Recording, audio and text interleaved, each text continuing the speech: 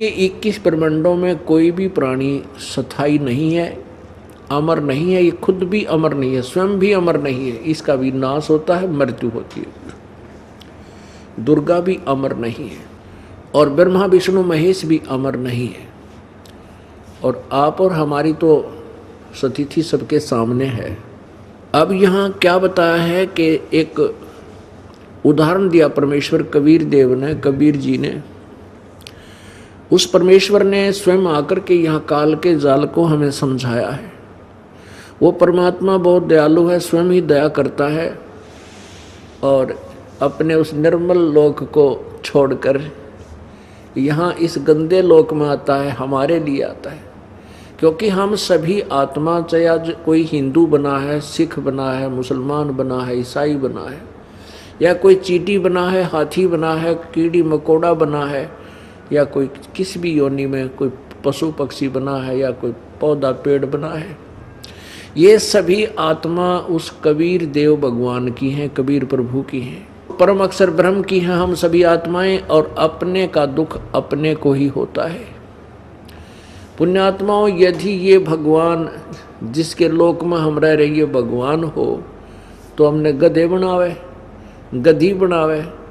मनुष्य जीवन में इतना कष्ट, इतिहास देख लो। यहाँ पर किसी के हाथ कट गए, किसी के टांग कट गई, कोई अंधा हो रहा है, किसी का लड़का मर गया, किसी की बेटी विधवा होगी, किसी का कोई दुख है, किसी को कोई दुख है। और फिर 84 लाख योनियां बनाकर डाल दी इसने।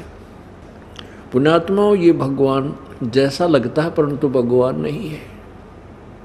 इसने कैसा व्यवहार किया हमारे साथ, जैसे कसाई बकरे पालता है।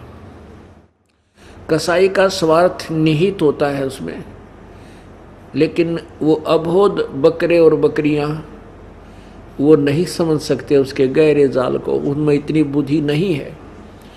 वो क्या करता है, उन बकरे और बकरियों के लिए बहुत लंबी चौड़ी एक चरागाह बनाता है, जिसके प्रतिदिन की 10-20 बकरों की सेल है। तो वो हजारों की संख्या में बकरे पालता है। उनके लिए गर्मी सर्दी से बचने के लिए उनके लिए शेड बनाता है, शेड, और लंबी चरागाह रखता है जहाँ वो चारा चरते हैं। एक तालाब बनाता है जहाँ वो पानी पीते हैं, जल पीते हैं। तो वो बकरे ये सोचते हैं कि हमारा जो मालिक है बड़ा दयालु है, हमारी कितनी केयर टेक करता है, कितनी देखभाल कर रहा है। और जब वो कसाई उन बकरों में आता है तो उनको वो भोले बकरे, वो भोली आत्मा अपना दयालु मालिक मान के कि जिसने इतनी सुविधा दे रखी, उसके साथ प्यार करते हैं, उसकी तरफ दौड़ कर आते हैं। वो उनकी बाजू पकड़ कर देखता है। अब कसाई तो देखता है यूँ कै किलो का हो गया, कितने का बिकेगा, कितना मांस हो गया इसमें, और वो उससे प्यार करते हैं, ऐसे चाटते हैं और उसके प्यार देते हैं अपना मालिक मान के। और जब उसको आदेश मिलता है, ऑर्डर मिलते हैं कि 10 बकरों का आज मांस बेच दे, तब उस समय वो नहीं देखता यूँ किसका बेटा मरेगा, किसकी बेटी मरेगी, किसी का बाप मरेगा, किसी की माँ मरेगी। वो तो डंडा लेकर के और 10 बकरे मोटे मोटे छांट लिया होगा, बकरे या बकरी, और ला करके वहाँ कड़च करा देगा। वो ना देखता किसका बेटा मर गया, किसी बेटी मर गई, किसी माँ मरी या भाई मरा। ठीक इसी प्रकार यूँ काल भगवान हमारे साथ व्यवहार करता है। इस काल भगवान का प्रथम रूप तो दिखा जैसे यूँ भगवान में पड़ा है काल ब्रह्म का, लेकिन इसका परम रूप काल है, यानी इसका श्रेष्ठ रूप तो काल है, असली रूप, परम माने असली।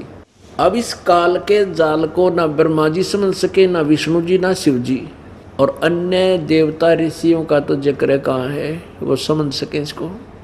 ये क्या करता है कि अपने वास्तविक रूप में प्रकट कभी नहीं होता।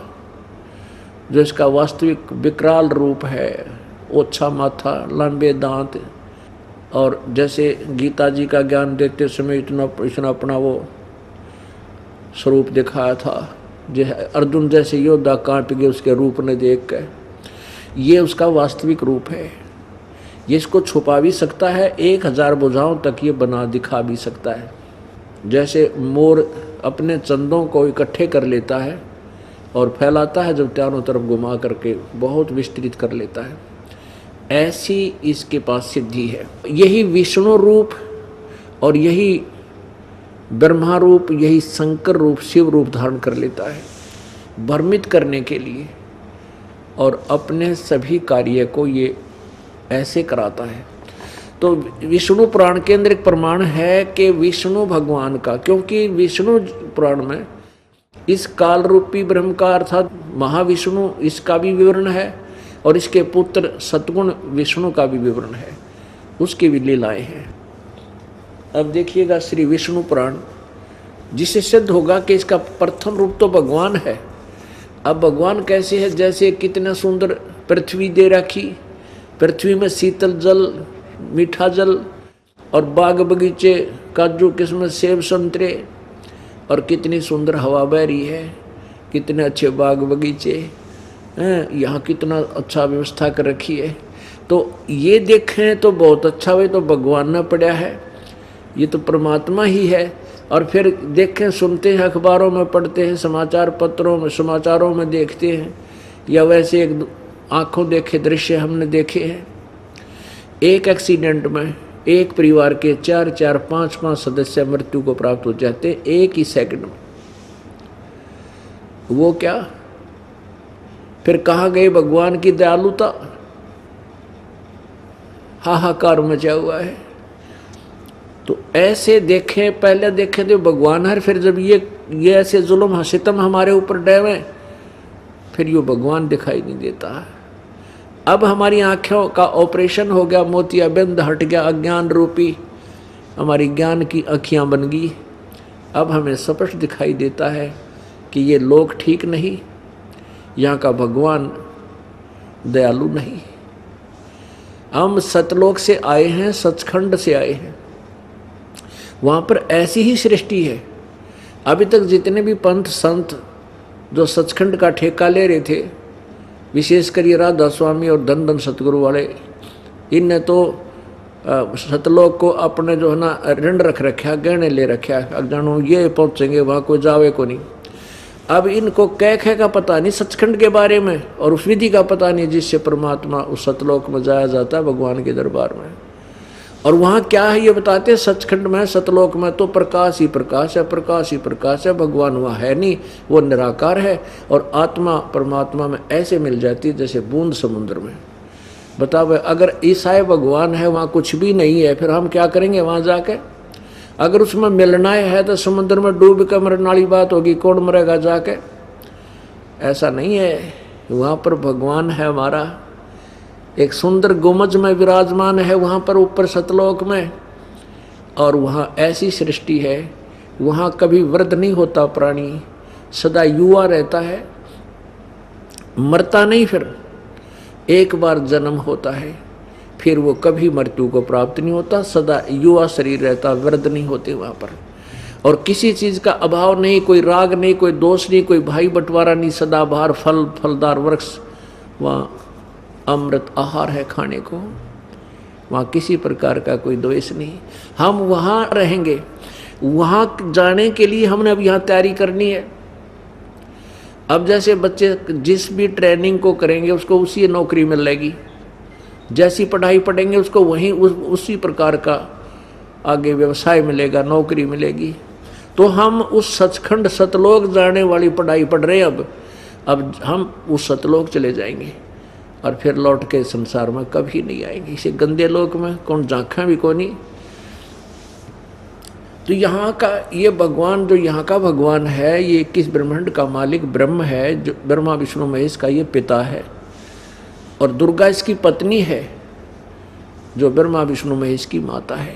इसने अपने तीनों पुत्रों को एक एक गुण युक्त कर दिया, रजगुण युक्त ब्रह्मा और सतगुण युक्त विष्णु जी और तम गुण युक्त शंकर जी को कर दिया, शिव जी को। इनके द्वारा ये यहाँ सृष्टि यानी उत्पत्ति, जीवों की उत्पत्ति विषय वासना प्रेरित करके, और सतिथि एक दूसरे ममता, और संहार यानी शंकर जी ते सबको मरवा के अपनी तपतशिला पे भिजवा देता। इसने हमारे को इसलिए यहाँ पाल रखा है जैसे कसाई बकरे पालता है। अब